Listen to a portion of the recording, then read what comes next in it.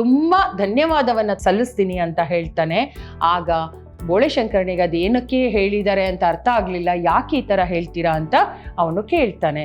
ಪೋರ್ಚುಗೀಸರು, ಡಚ್ಚರು, ಫ್ರೆಂಚರು, ಬ್ರಿಟಿಷರು ಬಂದರು, ಎಷ್ಟೋ ವರ್ಷಗಳ ಕಾಲ ನಮ್ಮ ದೇಶದಲ್ಲಿದ್ದದನ್ನೆಲ್ಲ ದೋಚ್ಕೊಂಡು ಅವ್ರ ದೇಶಕ್ಕೆ ಹೋದರು. ಅವರು ಶ್ರೀಮಂತರಾದರು. ಆ ಒಂದು ಹರಿತಾ ಇರುವಂಥ ನೀರಿಗೆ ನಾವು ಅಡ್ಡಲಾಗಿ ಏನಾದರೂ ಇಟ್ಟಾಗ ಅದೇನು ಮಾಡುತ್ತೆ? ಅಲ್ಲೇ ನಿಂತು ಬಿಡುತ್ತಾ? ಇಲ್ಲ.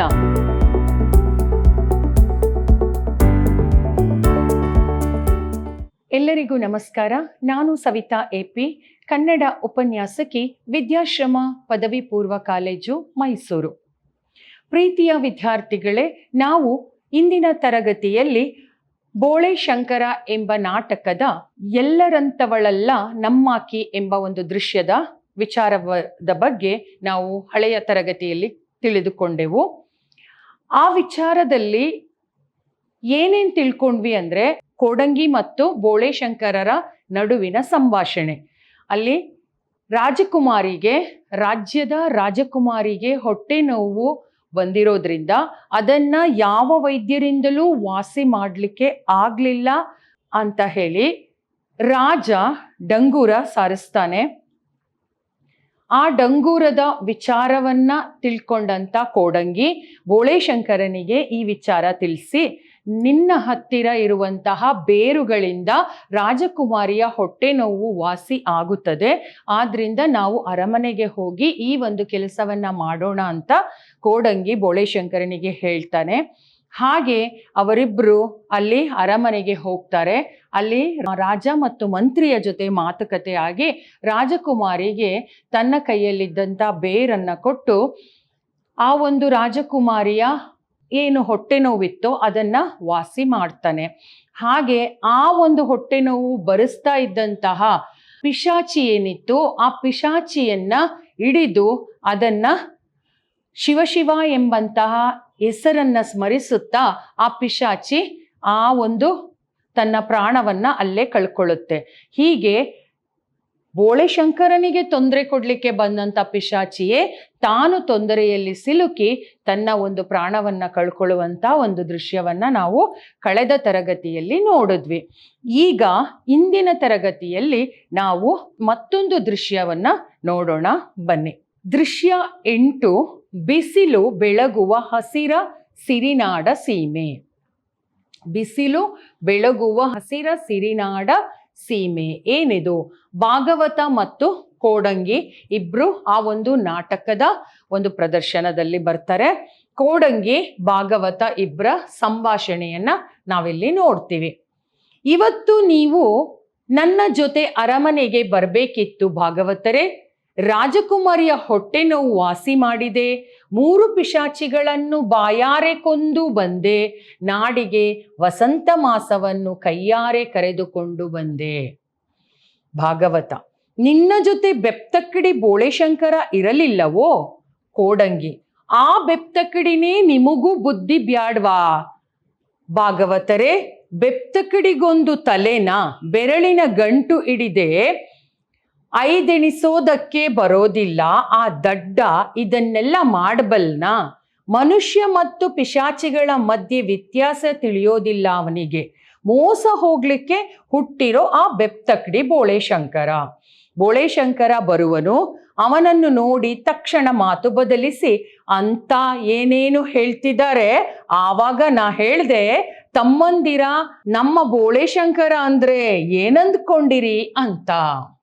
ನೋಡಿ, ಇಲ್ಲಿ ಕೋಡಂಗಿ ಮತ್ತೆ ಭಾಗವತರ ಸಂಭಾಷಣೆ ಏನು ಅಂದ್ರೆ, ಕೋಡಂಗಿ ಹೇಳ್ತಾನೆ ಭಾಗವತನಿಗೆ, ಭಾಗವತರೇ ನೀವು ನಿನ್ನೆ ಅರಮನೆಗೆ ಬರಬೇಕಿತ್ತು. ಯಾಕೆ ಅಂದ್ರೆ ಅಲ್ಲಿ ಅರಮನೆಯಲ್ಲಿ ರಾಜಕುಮಾರಿಯ ಹೊಟ್ಟೆ ನೋವನ್ನ ವಾಸಿ ಮಾಡಿದ್ದೀನಿ ನಾನು. ಅದ್ರ ಜೊತೆಗೆ ನಾನು ಏನ್ ಮಾಡಿದ್ದೀನಿ ಅಂದ್ರೆ 3 ಪಿಶಾಚಿಗಳನ್ನ ಕೂಡ ನನ್ನ ಬಾಯಿಯಿಂದ ನಾನು ಕೊಂದಿದ್ದೀನಿ. ಬಾಯಿಯಿಂದ ಕೊಂದಿದ್ದೀನಿ ಅಂದ್ರೆ ಬಾಯಿಯಲ್ಲಿ ಶಿವನ್ ಸ್ಮರಣೆಯನ್ನ ಮಾಡ್ತಾ ಮಾಡ್ತಾ ಆ ಶಿವಸ್ಮರಣೆಯನ್ನ ಕೇಳಲಿಕ್ಕೆ ಆಗದೆ ಆ 3 ಪಿಶಾಚಿಗಳು ಸತ್ತೋದು ಅಲ್ವಾ. ಅದಕ್ಕೆ ಭಾಗವತರಿಗೆ ಇವನು ತನ್ನ ಬಗ್ಗೆ ತಾನೇ ಕೊಚ್ಕೊಳ್ತಾನೆ. ಆಗ ಭಾಗವತರು ಕೇಳ್ತಾರೆ, ಓಹೋ ನೀನೇ ಹೋಗಿ ಇದೆಲ್ಲ ಮಾಡಿದ್ಯಾ? ಆಗ ಬೆಪ್ತಕಡಿ ಏನ್ ಮಾಡ್ತಿದ್ದ ಅಂತ. ಆಗ ಬೆಪ್ತಕಡಿ ಏನಕ್ಕೆ ಉಪಯೋಗಕ್ಕೆ ಬರ್ತಾನೆ? ಅವನಿಗೆ ಏನೂ ತಿಳಿಯಲ್ಲ, ಅವನು ಬರೀ ಒಂದು ದಡ್ಡನಾದಂಥ ವ್ಯಕ್ತಿ. ಅವನಿಗೆ ಪಿಶಾಚಿಗಳು ಮತ್ತು ಮನುಷ್ಯರ ನಡುವಿನ ಭೇದವೇ ಗೊತ್ತಿಲ್ಲ ಅಂತೆಲ್ಲ, ಇದೆಲ್ಲ ಕೆಲಸವನ್ನ ನಾನೇ ಮಾಡಿದ್ದು ಅಂತ ಕೋಡಂಗಿ ಭಾಗವತರ ಮುಂದೆ ಕೊಚ್ಕೊಳ್ತಾ ಇರ್ಬೇಕಾದ ಸಂದರ್ಭದಲ್ಲಿ ಬೋಳೆಶಂಕರನ ಪ್ರವೇಶ ಆಗತ್ತೆ. ಆ ಬೋಳೆಶಂಕರ ಬರ್ತಿರುವ ಹಾಗೇನೆ ಈ ಒಂದು ಕೋಡಂಗಿ ಏನ್ ಮಾಡ್ತಾನೆ, ತನ್ನ ಒಂದು ಮಾತನ್ನ ಬದಲಿಸ್ತಾನೆ. ಹೇಗೆ? ಓ ತಮ್ಮಂದಿರ, ಬೋಳೆಶಂಕರ ಅಂದ್ರೆ ಏನಂತ ಅನ್ಕೊಂಡಿದ್ದೀರಾ ನೀವು ಅಂತ ಬೋಳೆಶಂಕರನ ಬಗ್ಗೆ ಹೊಗಳಲಿಕ್ಕೆ ಶುರು ಮಾಡ್ತಾನೆ. ನೋಡೋಣ ಏನ್ ಮಾಡ್ತಾನೆ ಅಂತ. ಬೋಳೆಶಂಕರ, ನನ್ನ ಪರ ವಕೀಲಿ ಮಾಡಿದ್ದಕ್ಕಾಗಿ ನೋಡಯ್ಯ ನಿನಗೆ ಬೆಳ್ಳಿ ಚಮಚಾಗಿರಿ ಕೊಟ್ಟಿದ್ದೇನೆ, ಬದುಕಿಕೋ ಹೋಗು. ಅಷ್ಟರಲ್ಲಿ ಮಂತ್ರಿ ಬರುವರು. ಮಂತ್ರಿ, ಅಯ್ಯ ಯಾರಲ್ಲಿ? ಕೋಡಂಗಿ. ಮಂತ್ರಿ ಮಹಾಶಯರಿಗೆ ನಮಸ್ಕಾರ, ಬಹುಮಾನ ಕೊಡೋದಕ್ಕೆ ಬಂದಿರಿ ತಾನೆ? ಮಂತ್ರಿ, ಬೆಪ್ತಕಡಿ ಬೋಳೆಶಂಕರ ಯಾರು? ಕೋಡಂಗಿ, ನಾನೇ. ಮಂತ್ರಿ, ರಾಜಕುಮಾರಿಗೆ ಮದ್ದು ಕೊಟ್ಟವನು ನೀನೆಯಾ? ನೋಡಿ, ಇಲ್ಲಿ ಕೋಡಂಗಿ ಕೆಲಸವನ್ನ ನೋಡಿ ಏನ್ ಹೇಳ್ತಿದ್ದಾನೆ ಅಂದ್ರೆ, ಅಲ್ಲಿ ಕೋಡಂಗಿ ಆ ಒಂದು ಬೋಳೆಶಂಕರನನ್ನ ಹೊಗಳ್ತಾ ಇರೋದನ್ನ ಕೇಳಿದಂತ ಬೋಳೆಶಂಕರನಿಗೆ ಗೊತ್ತಾಗೋಗುತ್ತೆ, ನನ್ನನ್ನ ಸುಮ್ಮನೆ ಇವನು ಏನ್ ಮಾಡ್ತಿದ್ದಾನೆ, ಒಂದು ಆಟ ತರ ಮಾಡ್ತಿದ್ದಾನೆ, ಹಾಸ್ಯ ತರ ಮಾಡ್ತಿದ್ದಾರೆ. ನನ್ನ ಪರ ವಕೀಲಿ ಕೆಲಸ ಮಾಡಿದ್ದಕ್ಕಾಗಿ ನಿನಗೆ ಬೆಳ್ಳಿಯ ಚಮಚಾಗಿರಿ ಅಂತ ಒಂದು ಪಟ್ಟವನ್ನ ಕೊಡ್ತಾ ಇದ್ದೀನಿ, ಬಿರುದನ್ನ ಕೊಡ್ತಾ ಇದ್ದೀನಿ, ತಗೋ ಹೋಗು, ಸಂತೋಷ ಪಡು. ಅಂದ್ರೆ ಚಮಚಾಗಿರಿ ಅಂದ್ರೆ ಒಂದು ಅಲ್ಲಿ ಒಂದು ತರ ಹೇಳೋದು, ಇಲ್ಲಿ ಒಂದು ತರ ಹೇಳುವಂತ ಕೆಲಸವನ್ನ ನೀನು ಮಾಡ್ತೀಯ ಅಂತ ನನಗೆ ಗೊತ್ತು. ಆ ಒಂದು ಕೆಲಸ ಮಾಡಿದ್ದಕ್ಕಾಗಿ ನಿನಗೆ ಈ ತರದ ಒಂದು ಪದವಿಯನ್ನ ಕೊಡ್ತಾ ಇದ್ದೀನಿ, ಹೋಗು ಅಂತ ಹೇಳ್ತಾನೆ. ಅಷ್ಟರಲ್ಲಿ ಏನಾಗುತ್ತೆ, ಮಂತ್ರಿಗಳು ಬರ್ತಾರೆ, ಆ ರಾಜ್ಯದ ಮಂತ್ರಿ ಬರ್ತಾರೆ. ಮಂತ್ರಿ, ಅಯ್ಯ ಯಾರಲ್ಲಿ ಅಂತ ಕೇಳ್ತಾನೆ. ಆಗ ಕೋಡಂಗಿ, ಮಂತ್ರಿ ಮಹಾಶಯರಿಗೆ ನಮಸ್ಕಾರ, ಓ ನೀವು ನಿನ್ನೆ ನಾನು ಅರಮನೆಯಲ್ಲಿ ಮಾಡಿದ ಕೆಲಸಕ್ಕೆ ಬಹುಮಾನ ಕೊಡ್ಲಿಕ್ಕೆ ಬಂದಿರ್ಬೇಕಲ್ವಾ ಅಂತ ಹೇಳ್ತಾನೆ. ಆಗ ಮಂತ್ರಿ ಹೇಳ್ತಾನೆ, ಈ ಬೆಪ್ತಕಡಿ ಅನ್ನೋರು ಯಾರು ಅಂತ. ಕೋಡಂಗಿ ಏನ್ ಮಾಡ್ತಾನೆ, ನಾನೇ ಬೆಪ್ತಕಡಿ ಅಂತ ಹೇಳ್ತಾನೆ. ಆಗ ಮಂತ್ರಿ ಕೇಳ್ತಾನೆ, ನಿನ್ನೆ ನೀನು ಮದ್ದು ಕೊಟ್ಟ ಬೆಪ್ತಕಡಿ ನೀನೇನಾ ಅಂತ ಕೇಳ್ಬೇಕಾದ್ರೆ ಕೋಡಂಗಿ ಹೇಳ್ತಾನೆ, ತನ್ನಲ್ಲಿಯೇ ಹೇಳ್ಕೊತಾನೆ, ಏನೋ ಅಪಾಯವಾಗಿದೆ, ಈಗ ಬೋಳೆಶಂಕರನನ್ನು ಅವನ ದಡ್ಡತನ ಕಾಪಾಡಬೇಕಷ್ಟೇ. ನಾನಲ್ಲ ಸ್ವಾಮಿ, ನನ್ನ ಮಿತ್ರ ಆಗೋ ಅಲ್ಲಿದ್ದಾನೆ ನೋಡಿ. ಅಯ್ಯ ನನ್ನ ಗಳಸಯ್ಯ ಕಂಠಸ್ಯ, ಆ ಮಹಾಮಂತ್ರಿಗಳು ನಿನ್ನ ದಡ್ಡತನಕ್ಕೆ ಬಹುಮಾನ ಕೊಡ ಬಂದಿದ್ದಾರೆ, ತಗೊಂಡು ನೀನು ಹುಟ್ಟಿದ್ದನ್ನ ಸಾರ್ಥಕ ಮಾಡಿಕೊ. ಬೋಳೆಶಂಕರ, ನಮಸ್ಕಾರ ಸ್ವಾಮಿ. ಮಂತ್ರಿ, ನಿಮ್ಮ ಸುದೈವಕ್ಕೆ ನನ್ನ ಹೃತ್ಪೂರ್ವಕ ಅಭಿನಂದನೆಗಳು. ಬೋಳೆಶಂಕರ, ಯಾಕೆ ಸ್ವಾಮಿ ಇಂಥ ದೊಡ್ಡ ಮಾತು? ನೋಡಿ, ಕೋಡಂಗಿ ಅಂತಹ ಒಂಥರ ವ್ಯಕ್ತಿ, ಅಂದ್ರೆ ಚಮಚಾಗಿರಿ ಮಾಡೋ ವ್ಯಕ್ತಿ ಅಂತ ಇದರಲ್ಲೇ ಗೊತ್ತಾಗ್ಬಿಡುತ್ತೆ. ಅವನು ಬಹುಮಾನವನ್ನ ಪಡ್ಕೋಬೇಕು, ಅವನು ಒಳ್ಳೆ ಹೆಸರನ್ನ ಪಡ್ಕೋಬೇಕು ಅಂತ ಅವನು ಒದ್ದಾಡ್ತಿದ್ದ ಕೋಡಂಗಿ, ಒಂದು ರೀತಿಯಲ್ಲಿ ಪಿಶಾಚಿಗಳ ತರಾನೆ. ಆದ್ರೆ ಆ ಒಂದು ಮಂತ್ರಿ, ನೀನೇನಾ ನಿನ್ನೆ ಮದ್ದು ಅಂದ್ರೆ ಔಷಧಿಯನ್ನ ಕೊಟ್ಟು ಆ ಒಂದು ರಾಜಕುಮಾರಿಯ ಕಾಯಿಲೆಯನ್ನ ವಾಸಿ ಮಾಡಿದಂತ ಬೆಪ್ತಕಡಿ ಅಂತ ಕೇಳ್ಬೇಕಾದ್ರೆ ಇವನು ತನ್ನ ಮನಸ್ಸಿನೊಳಗಡೆ ಏನೋ ಯೋಚನೆ ಮಾಡ್ಕೋತಾನೆ, ಓಹೋ ಏನೋ ಒಂದು ತೊಂದರೆ ಆಗಿರ್ಬೇಕು ರಾಜಕುಮಾರಿಗೆ, ಆದ್ರಿಂದ ಏನೋ ಪನಿಷ್ಮೆಂಟ್ ಕೊಡ್ಲಿಕ್ಕೆ ಮಂತ್ರಿ ಬಂದಿರ್ಬೇಕು, ಅದರಿಂದ ಆ ಪನಿಷ್ಮೆಂಟ್ ಏನಿದ್ರು ಬೋಳೆಶಂಕರನಿಗೆ ಇಟ್ಕೊಳ್ಳಿ, ನನಗೆ ಬೇಡ ಅಂತ ಹೇಳಿ, ಅಯ್ಯೋ ನಾನಲ್ಲ ಸ್ವಾಮಿ, ನನ್ನ ಗೆಳೆಯ, ನನ್ನ ಕಂಠಸ್ಯ ಅಂದ್ರೆ ನನ್ನ ಆಪ್ತ ಗೆಳೆಯ ಮಂತ್ರಿ ನಿನ್ನ ದಡ್ಡತನಕ್ಕೆ ಬಹುಮಾನ ಕೊಡ್ತಾ ಇದ್ದಾನೆ, ಬಾ ಗೆಳೆಯ ಅಂತ ಬೋಳೆಶಂಕರನನ್ನ ಕರೆದ್ಬಿಟ್ಟು ಮಂತ್ರಿ ಜೊತೆ ಇಂಟ್ರೊಡ್ಯೂಸ್ ಮಾಡ್ತಾನೆ. ತಗೊಂಡು ನಿನ್ನ ಹುಟ್ಟಿದ್ದಕ್ಕೆ ನೀನ್ ಸಾರ್ಥಕ ಮಾಡ್ಕೋ ಅಂತ ಹೇಳ್ತದೆ. ಆಗ ಬೋಳೆಶಂಕರ ನಮಸ್ಕಾರ ಸ್ವಾಮಿ ಅಂತ ಆ ಒಂದು ಮಂತ್ರಿಗೆ ಹೇಳ್ತಾನೆ. ಮಂತ್ರಿ, ನಿನ್ನ ಸುದೈವಕ್ಕೆ ನನ್ನ ಹೃತ್ಪೂರ್ವಕ ಅಭಿನಂದನೆಗಳು ಅಂತ ಅವನನ್ನ ತುಂಬಾ ಗೌರವದಿಂದ ಅಭಿನಂದಿಸ್ತಾರೆ. ಯಾಕೆ ಸ್ವಾಮಿ ಇಂಥ ದೊಡ್ಡ ಮಾತಾಡ್ತೀರಾ ಅಂತ ಬೋಳೆಶಂಕರ ಕೇಳ್ತಾನೆ. ಅದಕ್ಕೆ ಹೇಳೋದಲ್ಲಿ ಕೋಡಂಗಿ ಆ ಒಂದು ಬೋಳೆಶಂಕರನ ಒಂದು ದಡ್ಡತನವನ್ನ ಮಿಸ್ಯೂಸ್ ಮಾಡ್ಕೊಳ್ಳಿಕ್ಕೆ, ತನ್ನ ಒಂದು ಉಪಯೋಗಕ್ಕೆ ಬಳಸ್ಕೊಳ್ಳಿಕ್ಕೆ ಪೇಚಾಡ್ದ. ಆದ್ರೆ ದೇವರು ಆ ಒಂದು ಬೋಳೆಶಂಕರನ ಒಳ್ಳೆತನ, ಒಳ್ಳೆ ಗುಣ ಏನಿದೆ ಅವನನ್ನ ಕಾಪಾಡ್ಕೊಂಡೇ ಬರ್ತಾ ಇದೆ. ಅದಕ್ಕೆ ನಮ್ಮ ನೇರ ನುಡಿ, ನಮ್ಮ ಒಳ್ಳೆಯತನ ನಮ್ಮನ್ನ ಯಾವತ್ತೂ ಕೈ ಬಿಡಲ್ಲ. ಮಧ್ಯದಲ್ಲಿ ಯಾರೇ ಅದನ್ನ ನಮ್ಮ ಒಂದು ಹೆಸರಿಗೆ ಮಸಿ ಬೆಳಿಲಿಕ್ಕೆ ನೋಡಿದ್ರು ಕೂಡ ಅದು ದೇವರು ಅದನ್ನ ಕಾಪಾಡ್ತಾರೆ ಅನ್ನೋದಕ್ಕೆ ಇದೇ ಸಾಕ್ಷಿ. ಇಲ್ಲಿ ಕೋಡಂಗಿ ಬಹುಮಾನ ಕೊಟ್ಟಿದ್ರೆ ತಾನೇ ತಗೊಂಡು ತಾನೇ ಹೆಸರು ಗಳಿಸ್ಕೋತಿದ್ದ. ಆದ್ರೆ ಬೋಳೆಶಂಕರನಿಗೆ ಕೆಟ್ಟದಾಗುತ್ತೆ ಅಂತ ಬಂದಾಗ ಕೋಡಂಗಿ ಏನ್ ಮಾಡ್ತಾನೆ, ಬೋಳೆಶಂಕರನನ್ನ ಮಂತ್ರಿಗೆ ಪರಿಚಯಿಸ್ತಾನೆ. ಬೋಳೆಶಂಕರನಿಗೆ ಹೇಳ್ತಾನೆ, ಓ ಬೋಳೆಶಂಕರ ಮಂತ್ರಿ ಏನ್ ಕೊಡ್ತಾನೆ ಅದನ್ನ ನಿನ್ನ ಒಂದು ಹುಟ್ಟನ್ನ ಸಾರ್ಥಕ ಮಾಡ್ಕೊ, ಅಂದ್ರೆ ಅವ್ರು ಕೊಡುವಂತ ಶಿಕ್ಷೆಯನ್ನ ಅನುಭವಿಸು ಅನ್ನೋ ರೀತಿಯಲ್ಲಿ ಕೋಡಂಗಿ ಹೇಳ್ತಾನೆ. ಆಗ ಬೋಳೆಶಂಕರ ನಮಸ್ತೆ ಮಾಡ್ತಾನೆ. ನಮಸ್ತೆ ಮಾಡಿದಾಗ ಮಂತ್ರಿ, ನಿನ್ನ ಸುದೈವಕ್ಕೆ ನನ್ನ ಹೃತ್ಪೂರ್ವಕ ವಂದನೆ, ಅಂದ್ರೆ ನೀನು ಮಾಡಿರುವಂತಹ ಒಂದು ಕೆಲಸಕ್ಕೆ ನಾನು ಮನಪೂರ್ವಕವಾಗಿ ಅಭಿನಂದನೆಯನ್ನ ಸಲ್ಲಿಸ್ತೀನಿ, ತುಂಬಾ ಧನ್ಯವಾದವನ್ನ ಸಲ್ಲಿಸ್ತೀನಿ ಅಂತ ಹೇಳ್ತಾನೆ. ಆಗ ಬೋಳೆಶಂಕರನಿಗೆ ಅದೇನಕ್ಕೆ ಹೇಳಿದ್ದಾರೆ ಅಂತ ಅರ್ಥ ಆಗ್ಲಿಲ್ಲ. ಯಾಕೆ ಈ ತರ ಹೇಳ್ತೀರಾ ಅಂತ ಅವನು ಕೇಳ್ತಾನೆ. ಮುಂದೆ ಮಂತ್ರಿ ಯಾಕೆ ಧನ್ಯವಾದ ಹೇಳಿದ್ದಾರೆ ಅಂತ ನೋಡಿ. ನೀವು ಕೊಟ್ಟ ಮದ್ದಿನಿಂದ ರಾಜಕುಮಾರಿಯ ಹೊಟ್ಟೆ ನೋವು ವಾಸಿಯಾದ್ದು ಮಾತ್ರವಲ್ಲ, ನಿಮಗೆ ಅವಳನ್ನು ಕೊಟ್ಟು ಮದುವೆ ಮಾಡಿ ರಾಜನನ್ನಾಗಿ ಮಾಡಬೇಕಂತ ರಾಜರು ತಮ್ಮ ತೀರ್ಮಾನವನ್ನು ಸಾರಿಬಿಟ್ಟಿದ್ದಾರೆ.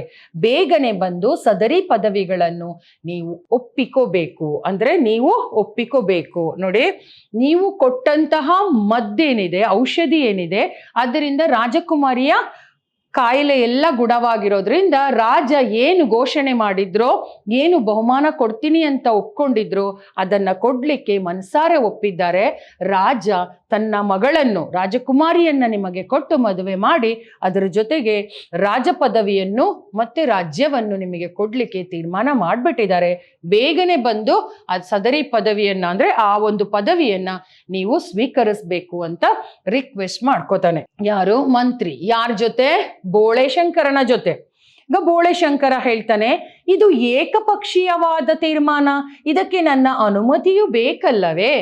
ಅಂದ್ರೆ ಬೋಳೆಶಂಕರನ ಮನಸ್ಸಿನಲ್ಲಿ ಯಾವುದೇ ಒಂದು ದಾಹ ಇಲ್ಲ, ಆಸೆ ಇಲ್ಲ, ಅತಿ ಆಸೆ ಇಲ್ಲ, ದುರಾಸೆ ಇಲ್ಲ. ತನ್ನತ್ರ ಏನು ಔಷಧಿ ಇತ್ತೋ ಅದನ್ನ ಯಾರಿಗೆ ಅವಶ್ಯಕತೆ ಇತ್ತು ಅವರಿಗೆ ಕೊಟ್ಟು ಅದರಿಂದ ಉಪಯೋಗವನ್ನ ಅವ್ರು ಪಡ್ಕೊಳ್ಳಿ ಅನ್ನೋ ಉದ್ದೇಶ ಮಾತ್ರ ಇತ್ತು, ಒಳ್ಳೆತನ ಮಾತ್ರ ಇತ್ತು.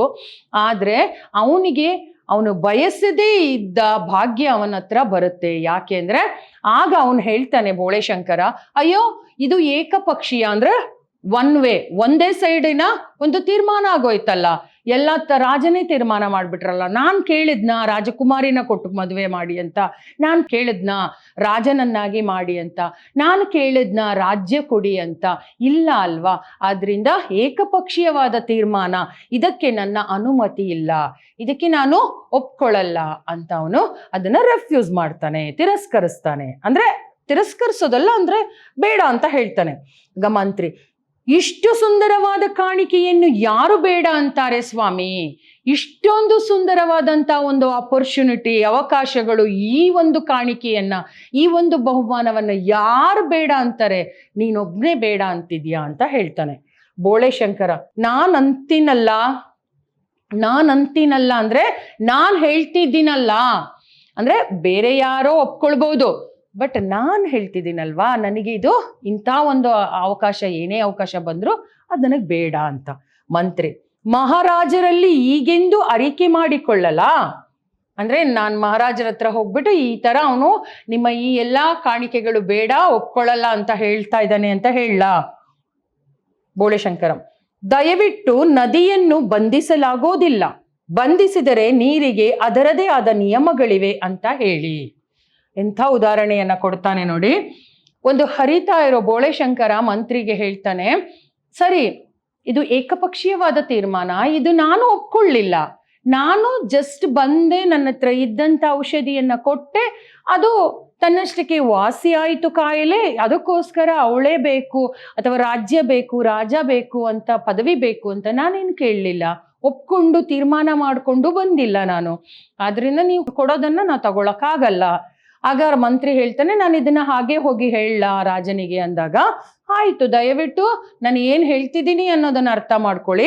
ಈಗ ಹರಿತಾ ಇರುವಂತ ನೀರಿಗೆ ಅಡ್ಡವಾಗಿ ಏನಾದ್ರೊಂದು ನಾವು ಅದರ ದಾರಿಯನ್ನ ಬಂಧಿಸಿದ್ರೆ ಅದೇನ್ ಮಾಡುತ್ತೆ, ಅದಕ್ಕೆ ಯಾವ ಸೈಡ್ ಬೇಕೋ ಬಂಧಿಸಿದರೆ ನೀರಿಗೆ ಅದರದೇ ಆದ ನಿಯಮಗಳಿವೆ ಅಂತ ಹೇಳಿ. ಅಂದ್ರೆ ಆ ಒಂದು ಹರಿತಾ ಇರುವಂತ ನೀರಿಗೆ ನಾವು ಅಡ್ಡಲಾಗಿ ಏನಾದ್ರೂ ಇಟ್ಟಾಗ ಅದೇನ್ ಮಾಡುತ್ತೆ, ಅಲ್ಲೇ ನಿಂತು ಬಿಡುತ್ತಾ? ಇಲ್ಲ, ಅದಕ್ಕೆ ಇನ್ಯಾವ ಸೈಡಲ್ಲೂ ಬೇಕಾದ್ರೂ ಅದಕ್ಕೆ ದಾರಿಯನ್ನ ಮಾಡಿಕೊಂಡು ಹೋಗುವಂತಹ ಒಂದು ಅಧಿಕಾರ ಇದೆ, ಸ್ವಾತಂತ್ರ್ಯ ಇದೆ. ಹಾಗೆ ನನಗೂ ಕೂಡ ಇದೆ. ಮನುಷ್ಯ ಅಂದವನಿಗೆ ಇಂಥದ್ದೇ ಆದ ನಿಯಮಗಳು ಇರಬಾರ್ದು ಅನ್ನೋದನ್ನ ಇಲ್ಲಿ ನದಿಯ ಒಂದು ಉದಾಹರಣೆಯನ್ನು ಕೊಡ್ತಾ ಹೇಳ್ತಿದ್ದಾರೆ. ಹರಿತಾ ಇರುವಂತ ನದಿಯನ್ನ ಬಂಧಿಸ್ಲಿಕ್ಕೆ ಹೇಗೆ ಸಾಧ್ಯ ಆಗೋದಿಲ್ವೋ, ಅದು ಹೇಗೆ ಬಂಧಿಸಿದ ನೀರಿಗೆ ಅದರದೇ ಆದಂತಹ ಒಂದು ದಾರಿ ಇದೆಯೋ ಹಾಗೆ ನಾನು ಕೂಡ ಅಂತ ಹೇಳಿ. ಮಂತ್ರಿ, ಆ ನಿಯಮಗಳು ಯಾವುವು ಅಂತ ತಿಳಿಯಬಹುದು? ಬೋಳೆ ಶಂಕರ, ನಾನು ರಾಜನಾದರೆ ರಾಜ್ಯದಲ್ಲಿ ಸೈನ್ಯ ಇರೋದಿಲ್ಲ. ಈಗ ಇವನೇನ್ ಹೇಳ್ತಾನೆ ಅಂದ್ರೆ, ಈಗ ಅವ್ರು ಹೇಳ್ದಾಗೆ ನಾನು ಕೇಳ್ಕೊಂಡಿರಕ್ಕಾಗಲ್ಲ. ನಂದೇ ಆದಂತ ಕೆಲವೊಂದು ನಿಯಮಗಳಿದೆ, ತೀರ್ಮಾನಗಳಿದೆ. ಅದನ್ನ ಒಪ್ಕೊಂಡ್ರೆ ನಾನು ಒಪ್ಕೊಳ್ತೀನಿ. ಯಾವ್ಯಾವುದು ಅಂದ್ರೆ, ನಾನು ರಾಜನಾದರೆ ರಾಜ್ಯದ ಸೈನ್ಯ ಇರೋದಿಲ್ಲ, ತೆರಿಗೆಗಳು ಇರೋದಿಲ್ಲ, ನಾಣ್ಯಗಳು ಇರೋದಿಲ್ಲ, ರಾಜರಾಣಿಯರಿಂದ ಹಿಡಿದು ಎಲ್ಲರೂ ದುಡಿಯುತ್ತಾರೆ, ಎಲ್ಲರೂ ಉಣ್ಣುತ್ತಾರೆ, ದುಡಿಯದ ಸೋಮೇರಿಗಳಿಗೆ ಖಂಡಿತ ಅವಕಾಶ ಇಲ್ಲ. ಇದು ಇವನ ತೀರ್ಮಾನ. ಅಂದ್ರೆ ಆ ನದಿ ಬಂಧಿಸಿರುವಂತ ನದಿ ಅದ್ ಹೇಗೆ ತನಗೆ ಬೇಕಾದಾಗೆ ದಾರಿ ಮಾಡ್ಕೊಂಡು ಹರಿದು ಹೋಗುತ್ತೋ ಹಾಗೆ ನನಗೂ ನಂದೇ ಆದಂತ ಒಂದು ತೀರ್ಮಾನ ಇದೆ. ಯಾವ ತೀರ್ಮಾನ, ಯಾವ ನಿಯಮ? ನಾನು ರಾಜನಾದ್ರೆ ಅಲ್ಲಿ ಸೈನ್ಯ ಇರಬಾರ್ದು, ಆ ರಾಜ್ಯದಲ್ಲಿ ಸೈನಿಕರು ಯಾರು ಇರೋದಿಲ್ಲ, ತೆರಿಗೆಗಳು ಇರೋದಿಲ್ಲ, ತೆರಿಗೆ ಟ್ಯಾಕ್ಸ್ಗಳು ಇರೋದಿಲ್ಲ, ನಾಣ್ಯಗಳು ಇರೋದಿಲ್ಲ, ಯಾವುದೇ ಒಂದು ಹಣದ ವ್ಯವಹಾರಗಳು ಅಲ್ಲಿ ಇರೋದಿಲ್ಲ. ರಾಜ ರಾಣಿಯನ್ನ ಹಿಡಿದು ಎಲ್ಲರೂ ದುಡಿಬೇಕು. ರಾಜ್ಯದಲ್ಲಿ ರಾಜ ರಾಣಿಯಿಂದ ಹಿಡಿದು ಪ್ರತಿಯೊಬ್ಬನು ಕೂಡ ಸಾಮಾನ್ಯ ವ್ಯಕ್ತಿಯವರೆಗೂ ದುಡಿದು ಉಣ್ಣಬೇಕು. ಅವರು ದುಡಿಬೇಕು, ಅವರು ಊಟ ಮಾಡಬೇಕು. ಯಾರು ದುಡಿಯಲ್ವೋ ಅವರು ಸೋಮೇರಿಗಳು, ಅವರಿಗೆ ಯಾವುದೇ ಅವಕಾಶ ಇಲ್ಲ ನನ್ನ ರಾಜ್ಯದಲ್ಲಿ. ಇದಿಷ್ಟು ನನ್ನ ನಿಯಮ. ಕೋಡಂಗಿ ಅಂದರೆ ನಾವು ಉಪವಾಸ ಸಾಯಬೇಕಂತಲ್ಲ, ಅಂದ್ರೆ ನಾನು ಉಪವಾಸ ಇರ್ಬೇಕು ಅಂತನಾ? ಈಗ ನಾನು ಕೆಲಸ ಮಾಡಲ್ಲ ಅಂದ್ರೆ ನಾನು ಉಪವಾಸ ಇರ್ಬೇಕು ಅಂತನಾ? ಬೋಳೆ ಶಂಕರ, ಅದೇನಿದ್ದರೂ ದುಡಿದವರು, ಮುದುಕರು, ಮಕ್ಕಳು, ದುರ್ಬಲರು ಉಂಡಾದ ಮೇಲೆ ನಿಮ್ಮ ಸರದಿ. ನೋಡಿ, ಫಸ್ಟ್ ದುಡಿದವರಿಗೆ, ಆಮೇಲೆ ವಯಸ್ಸಾದವರಿಗೆ, ಮಕ್ಕಳಿಗೆ, ಆಮೇಲೆ ದುರ್ಬಲರಿಗೆ, ಅಂದ್ರೆ ಕೈಯಿಂದ ದುಡಿಲಿಕ್ಕೆ ಅಸಾಧ್ಯ ಅನ್ಕೊಂಡವರಿಗೆ ಊಟ ಆದ್ಮೇಲೆ, ಅವರು ಉಂಡಾದ್ಮೇಲೆ ಅಂದ್ರೆ ಊಟ ಆದ್ಮೇಲೆ, ಊಟ ಆದ್ಮೇಲೆ ನಿಮ್ಮ ಸರದಿ, ನೀವು ಊಟ ಮಾಡ್ಬೋದು. ಕೈ ಕಾಲೆಲ್ಲ ಗಟ್ಟಿಮುಟ್ಟಾಗಿ ಬಲಶಾಲಿಯಾಗಿರುವಂಥವ್ರು ದುಡಿಯದೆ ಊಟ ಮಾಡೋದು ಏನಕ್ಕೆ ಬೇಕು? ಆದ್ರಿಂದ ಮೊದಲು ದುಡಿದವರಿಗೆ ಅವಕಾಶ, ಆಮೇಲೆ ಮುದುಕರು, ಮಕ್ಕಳು, ದುರ್ಬಲರು ಅವರೆಲ್ಲ ಊಟ ಆದ್ಮೇಲೆ ಮಿಕ್ಕಿದ್ರೆ ನೀವು ಊಟ ಮಾಡ್ಬೋದು. ಕೋಡಂಗಿ, ನನಗೀಗ ನನ್ನ ಪೂರ್ವಜರೆಲ್ಲರ ಸಿಟ್ಟು ಬರ್ತಾ ಇದೆ. ನೀನು ಹೊಸ ರಾಜನ ಹಾಗಲ್ಲ, ಕಟುಕನ ಹಾಗೆ ಕಾಣಿಸ್ತೀಯಲ್ಲಪ್ಪ. ಅಂದ್ರೆ ನನಗೀಗ ಪೂರ್ವಜರನ್ನೆಲ್ಲ ನೆನಪಾಗ್ತಿದೆ. ಯಾಕೆಂದ್ರೆ ಕೋಪ ಬರ್ತಿದೆ. ನೀನು ಹೊಸ ರಾಜ, ಈ ಹೊಸ ರಾಜನ್ ತರ ಕಾಣ್ತಾ ಇಲ್ಲ ನನಗೆ. ಯಾಕೆ ಅಂದ್ರೆ ನೀನೊಂಥರ ಕಟುಕನ್ ತರ ಕಾಣ್ತಿದ್ಯಾ, ನೀನೊಂಥರ ದುಷ್ಟನ್ ತರ ನನ್ನ ಕಣ್ಣಿಗೆ ಕಾಣ್ತಿದ್ಯಾ ಅಂತ ಯಾರು ಹೇಳ್ತಾರೆ? ಕೋಡಂಗಿ ಹೇಳ್ತಾನೆ. ಆಗ ಮಂತ್ರಿ, ಅನ್ಯರ ದಾಳಿಗಳಿಂದ ಪ್ರಜೆಗಳಿಗೆ ರಕ್ಷಣೆ ಬೇಡವೇ? ಈಗ ಸೈನ್ಯ ಬೇಡ ಅನ್ನಲ್ಲ ರಾಜ್ಯದಲ್ಲಿ. ಆಗ ಮಂತ್ರಿ ಕೇಳ್ತಾನೆ, ಅನ್ಯರ ದಾಳಿಯಿಂದ ನಮ್ಮ ಒಂದು ರಕ್ಷಣೆಯನ್ನ ಮಾಡ್ಕೊಳ್ಳಿಕ್ಕೆ ತಾನೆ. ಈಗ ಬೇರೆ ದೇಶದವರು ನಮ್ಮ ದೇಶಕ್ಕೆ ತೊಂದರೆ ಕೊಡುವಾಗ ರಕ್ಷಣೆಗೋಸ್ಕರ ನಾವು ನಮ್ಮ ಬಾರ್ಡರ್ ಅಲ್ಲಿ ನಾವು ಏನನ್ನ ಸೈನ್ಯವನ್ನ ಇಟ್ಕೊಂಡಿದೀವಿ ಅಲ್ವಾ? ಈ ಸೈನ್ಯಗಳು ಪ್ರತಿ ದೇಶದಲ್ಲಿ ಯಾಕಿರೋದು ಅಂದ್ರೆ, ಒಂದು ದೇಶದಿಂದ ಇನ್ನೊಂದು ದೇಶದ ಮೇಲೆ ದಾಳಿ ನಡೆದಾಗ ಆ ಒಂದು ದೇಶವನ್ನ ಕಾಪಾಡಿಕೊಳ್ಳಿಕ್ಕೆ, ಜನರನ್ನಾಗಿರ್ಬೋದು ಅಥವಾ ಅವರ ದೇಶದ ಸುತ್ತು ಭಾಗವನ್ನಾಗಿರ್ಬೋದು ಕಾಪಾಡ್ಕೊಳ್ಳಿಕ್ಕೋಸ್ಕರ ನಾವು ರಕ್ಷಣೆಗೋಸ್ಕರ ನಾವು ಸೈನ್ಯವನ್ನ ಇಟ್ಕೊಂಡಿರ್ತೀವಿ. ಆಗ ರಕ್ಷಣೆ ಮಾಡ್ಲಿಕ್ಕೆ ಸೈನಿಕರು ಬೇಕಲ್ಲ, ಆಗ ರಕ್ಷಣೆ ಬೇಡ್ವಾ ಅಂತ ಕೇಳ್ತಾನೆ ಮಂತ್ರಿ. ಯಾರನ್ನ? ಬೋಳೆ ಶಂಕರನನ್ನ. ಆಗ ಬೋಳೆ ಶಂಕರ ಏನ್ ಹೇಳ್ತಾರೆ ಅಂದ್ರೆ, ಬೋಳೆ ಶಂಕರ ಹೇಳ್ತಾನೆ, ಬಂದವರು ಏನು ಕೊಳ್ಳೆ ಹೊಡೆಯುತ್ತಾರೆ? ಏನಾದರೂ ಸಂಗ್ರಹಿಸಿದ್ದರಲ್ಲವೇ? ವಿನಿಮಯ ಕೆಲಸದಿಂದಾದರೆ ನಾಣ್ಯದ ಅಗತ್ಯವಿಲ್ಲ, ನಾಣ್ಯ ಇಲ್ಲ ಎಂದಾದರೆ ಸಂಗ್ರಹ ಬೇಕಿಲ್ಲ.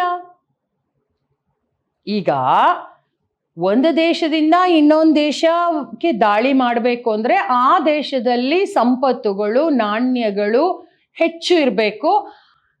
ಫಾರ್ ಎಕ್ಸಾಂಪಲ್, ಈಗ ಭಾರತ ದೇಶದಲ್ಲಿ ಬೇಕಾದಷ್ಟು ಸಾಂಬಾರ ಪದಾರ್ಥಗಳು ಏನಿತ್ತು, ಅದರ ಜೊತೆಗೆ ಸ್ಪೈಸಿ ಐಟಮ್ಸ್ಗಳು ಇತ್ತು, ಅದರ ಜೊತೆಗೆ ಚಿನ್ನ, ಬೆಳ್ಳಿ, ವಜ್ರ, ವೈಡೂರ್ಯಗಳಿಂದ ತುಂಬಿ ತುಳುಕ್ತಾ ಇತ್ತು ನಮ್ಮ ದೇಶದಲ್ಲಿ ರಾಜರ ಕಾಲದಲ್ಲಿ. ಆ ಒಂದು ದಾಳಿಗೋಸ್ಕರ ಹೊರಗಿನಿಂದ ಪೋರ್ಚುಗೀಸರು, ಡಚ್ಚರು, ಫ್ರೆಂಚರು, ಬ್ರಿಟಿಷರು ಬಂದ್ರು.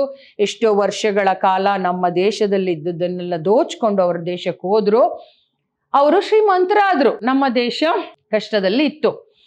ಹಾಗೆ ಆ ಒಂದು ರಾಜರ ಕಾಲದಲ್ಲಿ ಈ ವಜ್ರ, ವೈಡೂರ್ಯ, ಚಿನ್ನ, ಬೆಳ್ಳಿಯನ್ನ ಸಂಗ್ರಹಿಸಿಟ್ಟಿದ್ದು ಗೊತ್ತಾಗಿರೋದ್ರಿಂದ ತಾನೆ ಅವರು ಆ ದೇಶದಿಂದ ಈ ದೇಶಕ್ಕೆ ಬಂದು ಕಬಳಿಸಿದ್ದು. ಈ ಒಂದು ಬೋಳೆಶಂಕರನ ಪ್ರಕಾರ ರಕ್ಷಣೆ ಯಾರಿಗ್ ಬೇಕು? ಇದೆಲ್ಲ ವಸ್ತುಗಳು ಇರೋವರಿಗೆ ಬೇಕು. ಅಂದ್ರೆ ನಾವೇನಾದ್ರೂ ಸಂಗ್ರಹಿಸಿಟ್ಕೊಂಡಿದ್ರೆ ಮಾತ್ರ ರಕ್ಷಣೆ ಬೇಕಲ್ವಾ? ನಾವೇನು ಸಂಗ್ರಹಿಸಿಲ್ಲ, ಏನು ಕಲೆಕ್ಟ್ ಮಾಡಿ ಇಟ್ಕೊಂಡಿಲ್ಲ, ನಮ್ಮ ಹತ್ರ ಯಾವುದೂ ಇಲ್ಲ, ಚಿನ್ನ, ಬೆಳ್ಳಿ, ವಜ್ರ, ವೈಡೂರ್ಯ ಏನೂ ಇಲ್ಲ ಅಂದ್ರೆ ರಕ್ಷಣೆ ಅವಶ್ಯಕತೆ ಏನಿದೆ? ಅಂದ್ರೆ ಅವನು ವಿನಿಮಯ ಕೆಲಸದಿಂದ, ವಿನಿಮಯ ಅಂದ್ರೆ ವಸ್ತುಗಳನ್ನ ಕೊಟ್ಟು ತೆಗೆದುಕೊಳ್ಳುವಂತಹ ಒಂದು ವ್ಯವಸ್ಥೆ ಅದು. ಈಗ ನಿಮ್ಮ ಹತ್ರ ಏನು ವಸ್ತು ಇದೆ, ವಸ್ತು ಮೀನ್ಸ್ ತರಕಾರಿ ಆಗಿರ್ಬೋದು, ಹಣ್ಣಾಗಿರ್ಬೋದು, ಅಥವಾ ಬಟ್ಟೆಗಳಾಗಿರ್ಬೋದು, ನೀವೇನ್ ತಯಾರಿಸ್ತೀರಾ ಆ ಒಂದು ನಿಮಗೆ ಇಟ್ಕೊಂಡು ಬಾಕಿ ಹೆಚ್ಚುವರಿ ಇರೋದನ್ನ ಬೇರೆಯವರಿಗೆ ಕೊಟ್ಟು ಅವರಿಂದ ನಿಮ್ಮ ಹತ್ರ ಇಲ್ಲದ ವಸ್ತುವನ್ನ ತಗೊಳ್ಳುವಂತ ಒಂದು ವ್ಯವಸ್ಥೆ. ಅಲ್ಲಿ ಯಾವುದೇ ನಾಣ್ಯದ ಅಥವಾ ಹಣದ ಅವಶ್ಯಕತೆ ಇಲ್ಲ. ಇಂದಿನ ಕಾಲದಲ್ಲಿ, ಹಳೇ ಕಾಲದಲ್ಲಿ ಈ ಒಂದು ವ್ಯವಸ್ಥೆ ಅಂದ್ರೆ ನಮ್ಮ ನಾಣ್ಯದ ಒಂದು ಚಲಾವಣೆ ಬರೋದಕ್ಕಿಂತ ಮುಂಚೆ ನಮ್ಮ ದೇಶದಲ್ಲೂ ವಸ್ತು ವಿನಿಮಯ ಪದ್ಧತಿ ಅಂತ ಇತ್ತು. ಮೀನ್ಸ್ ಒಂದು ಮೆಟೀರಿಯಲ್ಗಳನ್ನ, ಒಂದು ವಸ್ತುಗಳನ್ನ ಇನ್ನು ಯಾರ ಹತ್ರ ಇಲ್ವೋ ಅವರಿಗೆ ಕೊಟ್ಟು ಅವರ ನಮಗೆ ಬೇಕಾದ ವಸ್ತುಗಳನ್ನ ಅವರಿಂದ ಖರೀದಿ ಮಾಡುವಂತ ಒಂದು ವ್ಯವಸ್ಥೆ.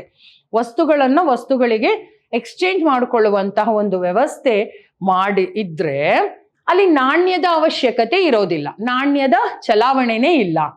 ಹಾಗಾದ್ರೆ ಅಲ್ಲಿ ಸಂಗ್ರಹವೇ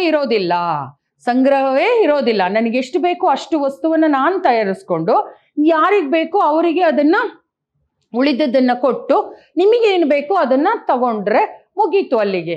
ಅಲ್ಲಿ ಯಾವುದೇ ನಾಣ್ಯದ ಒಂದು ಚಲಾವಣೆ ಇರಲ್ಲ, ಸಂಗ್ರಹ ಇರಲ್ಲ. ಆ ಸಂಗ್ರಹ ಇದ್ರೆ ತಾನೇ ರಕ್ಷಣೆಗೆ ನಮಗೆ ಸೈನ್ಯ ಬೇಕು.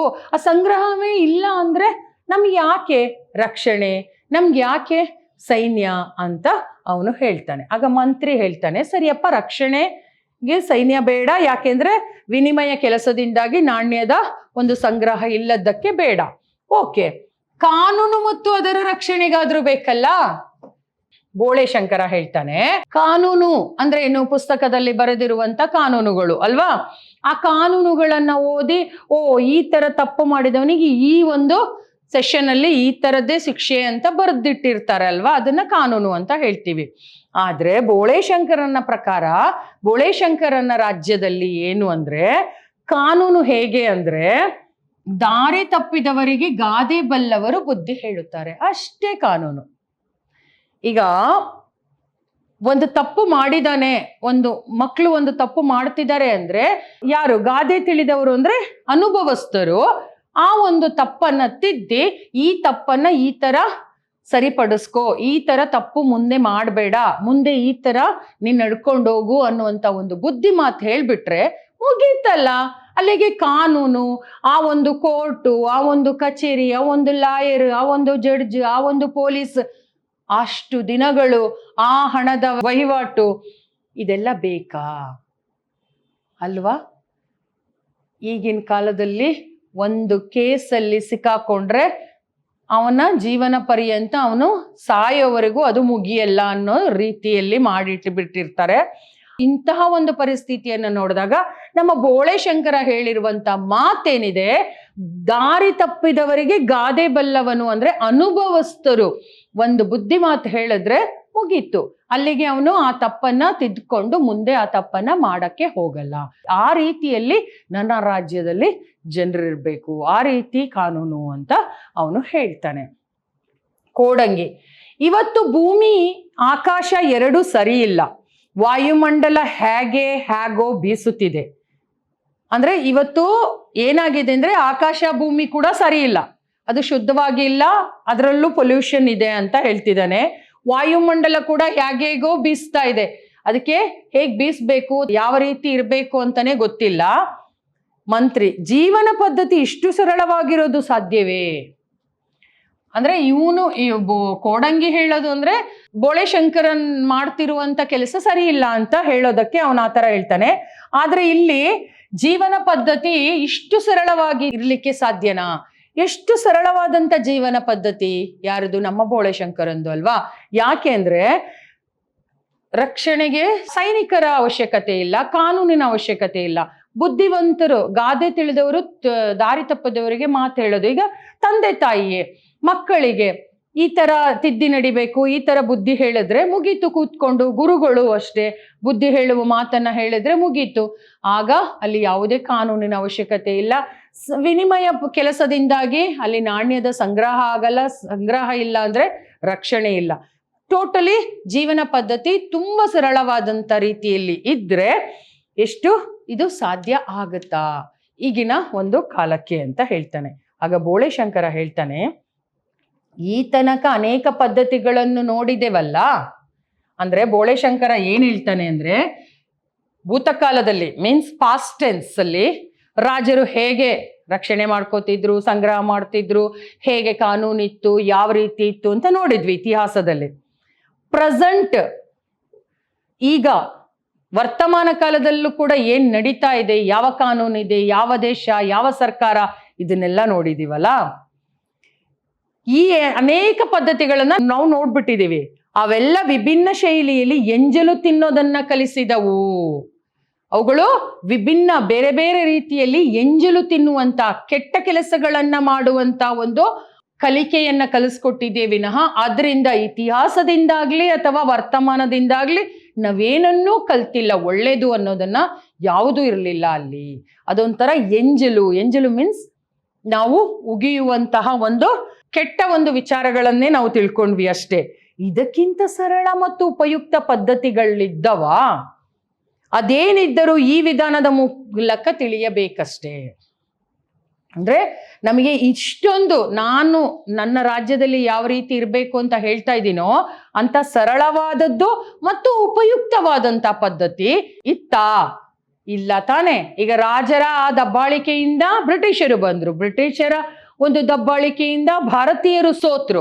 ಆ ಭಾರತೀಯರು ಕೊನೆಗೆ ಬ್ರಿಟಿಷರನ್ನ ಓಡಿಸಿ ಭಾರತೀಯರಿಂದನೇ ಒಂದು ಕಷ್ಟವನ್ನ ಅನುಭವಿಸುವಂತ ಪರಿಸ್ಥಿತಿ ಬಂತು. ಇವತ್ತಿನವರೆಗೂ ನಾವು ಅದನ್ನೇ ಅನುಭವಿಸ್ತಾ ಇದ್ದೀವಿ.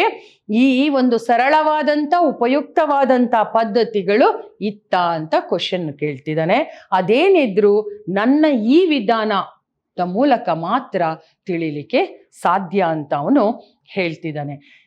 ಯಾಕೆ ಹೇಳ್ತಿದ್ದಾನೆ ಅಂದ್ರೆ, ಆ ಬೋಳೆ ಶಂಕರ ಸರಳ ವ್ಯಕ್ತಿ, ಸರಳ ಜೀವನ, ಒಂದು ಜನರಿಗೆ ಉಪಯುಕ್ತವಾದಂತ ಜೀವನವನ್ನ ನಡೆಸುವಂತ ವ್ಯಕ್ತಿ ಆಗಿದ್ರಿಂದ ಅವನ ಒಂದು ರಾಜ್ಯದಲ್ಲಿ ಈ ತರನೇ ಇರಬೇಕು ಅನ್ನೋದನ್ನ ಅವನು ಅಲ್ಲಿ ಸರಿಸಮಾನತೆ ಇತ್ತು, ಸಮಾನತೆ ಇತ್ತು, ಯಾವುದೇ ಭಿನ್ನ ಭೇದ ಇರಲಿಲ್ಲ, ಮೇಲು ಕೀಳು ಅನ್ನೋದಿರಲ್ಲ ಅವನ ಒಂದು ಈ ಒಂದು ಪದ್ಧತಿಯ ಇಂದ ಅಂತ ಮಂತ್ರಿಗೆ ಅವನು ವಿವರಿಸ್ತಿದ್ದಾನೆ ಅವನ ರಾಜ್ಯದಲ್ಲಿ. ಈಗ ಮಂತ್ರಿ ಕೇಳ್ತಾನೆ, ಯಾವುದನ್ನೋ ಮಹಾರಾಜರಲ್ಲಿ ಅರಿಕೆ ಮಾಡುತ್ತೇನಪ್ಪ, ಯಾವುದನ್ನು ಮಹಾರಾಜರಲ್ಲಿ ಅರಿಕೆ ಮಾಡುತ್ತೇನಪ್ಪ ಅಂದ್ರೆ ಮಹಾರಾಜರಿಗೆ ಈ ವಿಚಾರವನ್ನ ನಾನು ತಿಳಿಸ್ತೀನಪ್ಪ. ಮಂತ್ರಿ ಹೇಳ್ತಾನೆ, ಅಂದ್ರೆ ನೀನು ಏನು ಹೇಳಿದ್ಯಾ, ಯಾವ ರೀತಿಯ ತೀರ್ಮಾನ ನಿಂದು ಇದೆಯೋ ಅದನ್ನ ಹೋಗ್ಬಿಟ್ಟು ನಾನು ಅರಿವಿಕೆ ಮಾಡ್ತೀನಿ, ಅಂದ್ರೆ ತಿಳಿಸಿ ಹೇಳ್ತೀನಿ. ಆಗ ಕೋಡಂಗಿ, ನೋಡಿ ಸ್ವಾಮಿ, ನಿಜ ಹೇಳ್ಬೇಕಂದ್ರೆ ಬೋಳೆ ಶಂಕರ ಈ ಮಾತುಗಳನ್ನು ಹೇಳಿರೋದು ಕೇವಲ ದೇಶ ಪ್ರೇಮದಿಂದ. ಅವನ ಹಾಗೆ ಈ ದೇಶವನ್ನು ಪ್ರೀತಿಸುವವರು ಇನ್ನೊಬ್ಬರಿಲ್ಲ. ಈ ದೇಶದಲ್ಲಿರೋ ಹೊಲಸು ಕೂಡ ಚಂದ, ಇಷ್ಟು ಚಂದವಾದ ಹೊಲಸು ಬೇರೆಲ್ಲೂ ಇಲ್ಲ ಅಂತ ಅವನೇ ಹೇಳಿದ್ದು. ಆದ್ದರಿಂದ ರಾಜನೆದುರಿಗೆ ಹೇಳುವಾಗ ಕೇವಲ ದೇಶ ಪ್ರೇಮದಿಂದ ಪ್ರೇರಿತನಾಗಿ ಹೇಳಿದ್ದು, ಅನ್ಯಥಾ ಭಾವಿಸಬೇಡಿ ಅಂತ ಸ್ವಲ್ಪ ಸಾರಿಸಿ ಹೇಳಿ. ಅಂದ್ರೆ ಮಂತ್ರಿ ಹತ್ರ ನೇರವಾಗಿ ನಿಷ್ಠೂರವಾಗಿ ಅವನು ಈ ತರನೇ ಹೇಳ್ದ ಅಂತ ಕಡುವಾಗಿ ಹೇಳಕ್ ಹೋಗ್ಬೇಡಿ, ಅಂದ್ರೆ ಕಠಿಣವಾಗಿ ಹೇಳಕ್ ಹೋಗ್ಬೇಡಿ. ಆಗ ರಾಜನಿಗೆ ಕೋಪ ಬರುತ್ತೆ, ರಾಜ ಇವನಿಗೆ ಏನಾದ್ರೂ ಪನಿಷ್ಮೆಂಟ್ ಮಾಡ್ತಾನೆ. ಅದರಿಂದ ನೀವು ಹೇಗೆ ಹೇಳ್ಬೇಕು ಅಂದ್ರೆ, ಬೋಳೆಶಂಕರ ಹೇಳಿರೋ ವಿಚಾರ ಈ ದೇಶದ ಮೇಲಿನ ಅಭಿಮಾನದಿಂದ, ಪ್ರೀತಿಯಿಂದ, ಪ್ರೇಮದಿಂದ, ಒಲವಿನಿಂದ ಅಂತ ಹೇಳಬೇಕು. ಈ ಒಂದು ರಾಜ್ಯದಲ್ಲಿ ಒಲಸು ಅಂದ್ರೆ ಕೆಟ್ಟದ್ದು ಇದ್ರೂ ಕೂಡ ಅದು ಒಳ್ಳೆ ರೀತಿಯಲ್ಲೇ ಇದೆ, ಕೆಟ್ಟದ್ದು ಅಂತ ಅನ್ಸೋದೇ ಇಲ್ಲ. ಅಂಥ ಕೆಟ್ಟದ್ದು ಬೇರೆ ಎಲ್ಲೂ ನಾವು ಕಾಣ್ತಾ ಇಲ್ಲ. ಅಂದ್ರೆ ಎಲ್ಲ ನಿಮ್ಮ ರಾಜ್ಯದಲ್ಲಿ, ನಿಮ್ಮ ದೇಶದಲ್ಲಿ ಎಲ್ಲವೂ ಒಳ್ಳೇದೇ ಇದೆ ಅಂತ ಅವನು ದೇಶ ಪ್ರೇಮದಿಂದ ಮಾತಾಡಿದಾನೆ ಈ ತರ ಅಂತ ಹೇಳಿದಾನೆ ಅಂತ ಹೇಳಿ, ಅನ್ಯಥಾ ಭಾವಿಸ್ಬೇಡಿ ಅಂತ ಹೇಳಿ ಮಂತ್ರಿಗೆ ಹೇಳ್ತಾನೆ. ಆಗ ಮಂತ್ರಿ ಹೋಗುವನು. ಆಗಲಪ್ಪ ಅಂದ್ರೆ ಆಯ್ತು ಅಂತ ಒಪ್ಕೊಂಡು ಅವನು ಹೋಗ್ತಾನೆ. ಈಗ ಬೋಳೆಶಂಕರ, ಅಯ್ಯೋ ಕೋಡಂಗಿ, ಯಾಕೆ ಹೀಗೆ ತಬ್ಬಿಬ್ಬಾಗಿ ನಿಂತೆ? ವಸಂತೋತ್ಸವ ಬಂದಿದೆ, ನಮಗೆ ಲಭ್ಯವಾಗಿರೋ ಮಜಕೂರುಗಳನ್ನ ಮಕ್ಕಳಿಗೆ ತೋರಿಸಿ ಸಂತೋಷ ಪಡೋಣ, ನಡಿಯಯ್ಯ ಅಂದ್ರೆ ಏನೋ ಕೋಡಂಗಿಗೆ ಬೋಳೆಶಂಕರ ಹೇಳ್ತಾನೆ, ಅಯ್ಯೋ ಯಾಕೆ ಬೆಪ್ಪನ ತರ ನಿಂತಿದ್ಯಾ ನೀನು ಬೇಜಾರಲ್ಲಿ? ಹೋಗ್ಲಿ ಬಿಡು, ರಾಜ್ಯ ಸಿಗ್ಲಿಲ್ಲ ಅಂದ್ರು ರಾಜಕುಮಾರಿ ಸಿಗ್ಲಿಲ್ಲ, ನನಗೇನಿಲ್ಲ. ನಾವು ಏನ್ ಮಾಡೋಣ, ನಮ್ಮ ಹತ್ರ ಸ್ವಲ್ಪ ಮನರಂಜನೆಗಾಗಿ ಕೆಲವೊಂದು ವಿಚಾರಗಳು ಪಿಶಾಚಿಗಳಿಂದ ತಿಳ್ಕೊಂಡ್ರಲ್ಲ, ಆ ಒಂದು ಜಾದೂ ವಿಚಾರಗಳನ್ನ ನಾವು ಅದನ್ನ ಮಕ್ಕಳಿಗೆ ಹೇಳ್ಕೊಟ್ಟು ನಾವು ಸಂತೋಷ ಪಡೋಣ ಅಂತ ಹೇಳ್ತಾ ಇರ್ಬೇಕಾದ್ರೆ ಕೋಡಂಗಿ ಹೇಳ್ತಾನೆ, ನಿಜ ನಿಜ, ನಾವು ಹಾಡೋದಕ್ಕೆ ಬೇಕಾದಷ್ಟು ಕಾರಣಗಳಿವೆ. ರಾಜರು ಕೊಡಲಿ ಬಿಡಲಿ ಮಗಳನ್ನು ಕೊಡುತ್ತೇನೆ ಅಂತ ಅಂದ್ರಲ್ಲ, ಅದೇನ್ ಸಾಮಾನ್ಯವಾದ ಮಾತೆ? ಆ ಒಂದು ಮಾತಿಗೆ 1000 ಬಾರಿ ಲಾಗ ಹಾಕ್ಬೇಕು. ನೀನು ಹುಲ್ಲು ತಗೊಂಬ, ನಾನು ಧಾನ್ಯ ತರುತ್ತೇನೆ. ಅಲ್ಲಿ ತನಕ ಭಾಗವತರೇ ಸಿಟಿಯ ಕಗ್ಗತ್ತಲೆಯಿಂದ ಪಾರಾಗಲು ಯತ್ನಿಸಿದವರ ಹಾಡನ್ನು ಹೇಳಿ ಇಬ್ಬರು ಹೋಗುವರು. ದೃಶ್ಯ ಇಲ್ಲಿಗೆ ಮುಗಿಯುತ್ತೆ. ಕೋಡಂಗಿ ಏನ್ ಹೇಳ್ತಾನೆ ಅಂದ್ರೆ, ಹೌದೌದು, ರಾಜ್ಯ ಸಿಗ್ಲಿ ಅಥವಾ ಸಿಗದೆ ಇರ್ಲಿ, ಕೊಡ್ತೀನಿ ಅಂತ ರಾಜ ಹೇಳಿದ್ಮೇಲೆ ಅದಕ್ಕೆ ನಾವು ಅದನ್ನೇ ಕಾಯ್ತಾ ಲಾಗ ಹಾಕೊಂಡು ಅಂದ್ರೆ ಅದಕ್ಕೋಸ್ಕರನೇ ವೆಯ್ಟ್ ಮಾಡ್ತಾ ಕೂರೋದ್ರ ಬದಲು ನೀನು ಹೋಗ್ಬಿಟ್ಟು ಒಂದ್ ಸ್ವಲ್ಪ ಹುಲ್ಲಿನ ಕಟ್ಟನ್ನ ತಗೊಂಬ, ನಾನು ಧಾನ್ಯ ಮೀನ್ಸ್ ಆ ಒಂದು ಬೆಳೆಗಳನ್ನ ತರ್ತೀನಿ. ನಾವು ಏನ್ ಮಾಡೋಣ, ಪಿಶಾಚಿಗಳು ಹೇಳ್ಕೊಟ್ಟಿರುವಂತ ಸೈನಿಕರನ್ನ ಮತ್ತೆ ಇಲ್ಲಿ ಚಿನ್ನದ ನಾಣ್ಯಗಳನ್ನ ಮಾಡಿ ಮಕ್ಕಳಿಗೆ ತೋರಿಸೋಣ. ಭಾಗವತರಿಗೆ ಹೇಳ್ತಾನೆ, ಸ್ವಲ್ಪ ಸಿಟಿಯ ಕತ್ತಲೆ, ಒಂದು ಸಿಟಿ ನಗರೀಕರಣದ ಒಂದು ಕತ್ತಲೆ ಏನಿದೆ, ಆ ಕತ್ತಲು ತುಂಬಿಕೊಂಡಿರುವಂತ ನಗರದ ಕತ್ತಲನ್ನ ಓಡಿಸ್ಲಿಕ್ಕೆ, ಪಾರಾಗ್ಲಿಕ್ಕೆ ಯತ್ನಿಸುವಂತಹ ಸೈನಿಕರ ಒಂದು ಹಾಡನ್ನ ಹೇಳಿ ಅಂತ ಹೇಳಿ ಇಬ್ಬರು ಅಲ್ಲಿಂದ ಹೊರಡುತ್ತಾರೆ. ಹೀಗೆ ಈ ಒಂದು ದೃಶ್ಯ ಇಲ್ಲಿಗೆ ಮುಕ್ತಾಯ ಆಗುತ್ತೆ. ಈ ಬಿಸಿಲು ಬೆಳಗುವ ಹಸಿರು ಸೀಮೆಯ ಹಾಡು ಅನ್ನುವಂಥ ಈ ಒಂದು ದೃಶ್ಯ ಹೀಗೆ ಮುಕ್ತಾಯ ಆಗುತ್ತೆ. ಈ ಒಂದು ದೃಶ್ಯದಲ್ಲಿ ಕೋಡಂಗಿ, ಬೋಳೆಶಂಕರ ಹಾಗೂ ಮಂತ್ರಿಗಳ ಒಂದು ಪ್ರವೇಶ ಇರುತ್ತೆ. ಮಂತ್ರಿಗಳು ರಾಜ ಯಾವ ಒಂದು ಬಹುಮಾನವನ್ನು ಕೊಡ್ತೀನಿ ಅಂತ ಹೇಳಿದನೋ ಅದನ್ನ ಒಪ್ಕೊಂಡಿದ್ದಾನೆ ಅಂತ ಹೇಳಿ ಬೋಳೆಶಂಕರನಿಗೆ ಬಂದು ಅದನ್ನು ಸ್ವೀಕರಿಸ್ಕೊ ಅಂತ ಹೇಳಿದಾಗ, ಬೋಳೆಶಂಕರ ತನ್ನದೇ ಆದಂತಹ ಒಂದು ರಾಜ್ಯ ಈ ತರ ಇರಬೇಕು, ಅದರಲ್ಲಿ ಈ ತರ ಯಾವ ತರ ನಾಣ್ಯ ಇರಬಾರ್ದು, ಸೈನಿಕರು ಇರಬಾರ್ದು, ಹಾಗೆ ಯಾವುದೇ ರೀತಿಯ ಒಂದು ತೊಂದರೆಗಳು ಇರಬಾರ್ದು, ಅದು ಸ್ವಚ್ಛಂದವಾಗಿರ್ಬೇಕು, ಸರಳವಾಗಿರ್ಬೇಕು, ಉಪಯುಕ್ತವಾಗಿರ್ಬೇಕು ನನ್ನ ರಾಜ್ಯದಲ್ಲಿ ನಿಯಮಗಳು ಅಂತ ಅವನು ಹೇಳ್ತಾನೆ. ಅದನ್ನ ನೇರವಾಗಿ ರಾಜನಿಗೆ ಮುಟ್ಟಿಸ್ತೀನಿ ಅಂತ ಮಂತ್ರಿ ಅಲ್ಲಿಂದ ಹೋಗ್ತಾನೆ. ಆಮೇಲೆ ಅದ್ರ ಬಗ್ಗೆ ತಲೆನೇ ಕೆಡಿಸ್ಕೊಳ್ಳೋದಂತಹ ನಮ್ಮ ಶ್ರಮಜೀವಿ ಹಾಗೂ ಸರಳ ವ್ಯಕ್ತಿತ್ವ ಇರುವಂತ ಬೋಳೆಶಂಕರ ಏನ್ ಮಾಡ್ತಾನೆ, ನಾವು ಕಲ್ತಿರುವಂತಹ ಒಂದು ಕೆಲವೊಂದು ಮನರಂಜನಾ ವಿದ್ಯೆಗಳನ್ನ ಮಕ್ಕಳಿಗೆ ಹೇಳ್ಕೊಟ್ಟು ನಾವು ಸಂತೋಷ ಪಡೋಣ ಅಂತ ಹೇಳಿ ಕೋಡಂಗಿ ಜೊತೆ ಮಾತಾಡಿ ಅವರಿಬ್ರು ಅಲ್ಲಿಂದ ಹೊರಡುತ್ತಾರೆ. ಈಗ ಇಲ್ಲಿಗೆ ಈ ಒಂದು ದೃಶ್ಯ ಮುಗಿಯುತ್ತೆ. ಮತ್ತೊಂದು ಹೊಸ ದೃಶ್ಯದೊಂದಿಗೆ ನಾನು ನಿಮ್ಮೊಂದಿಗೆ ಬರ್ತೀನಿ. ಅಲ್ಲಿವರೆಗೆ ಎಲ್ಲರಿಗೂ ಧನ್ಯವಾದಗಳು.